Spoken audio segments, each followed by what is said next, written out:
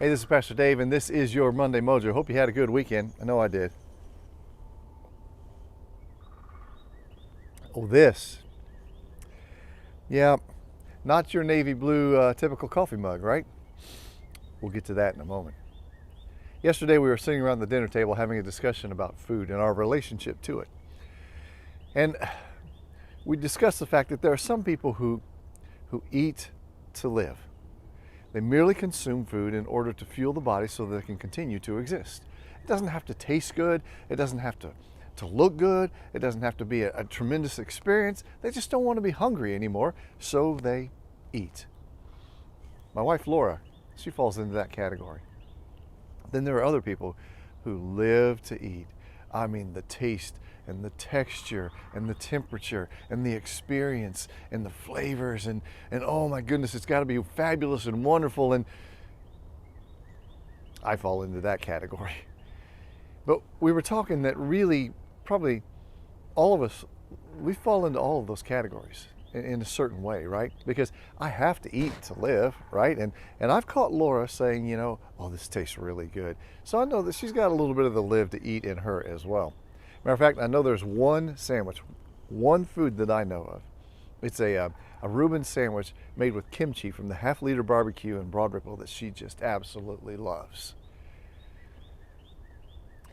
This morning, I'm drinking this, which happens to be a high-fiber fruit smoothie, banana and pineapple and blackberries and almond milk.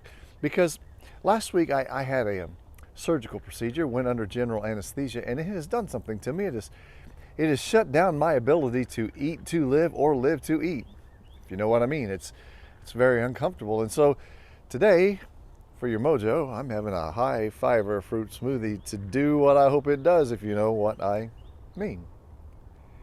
I got to thinking about this.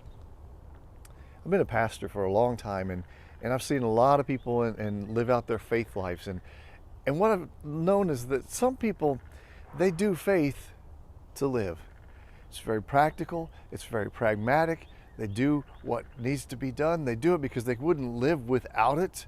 But it doesn't have to have a lot of flair and a lot of bells and whistles and emotions and tears. And then there are other people who live to do faith. It has got to move them. The emotions have got to rise up. It's got to be full of excitement and energy. And sometimes people on either side of that spectrum look at the other person and say, well, for instance, the person who does faith to live might look at the person who lives to do faith and say, well, nothing but a show. And the person who lives to do faith might look at the person who does faith to live and say, well, they're just like frozen. I think we need to give each other room to do faith the way we do faith. As long as we're getting to know God better and getting to know more about ourselves and each other better, and we're growing in that relationship, loving God and loving others, then we're doing faith. And we need to give each other room to do that.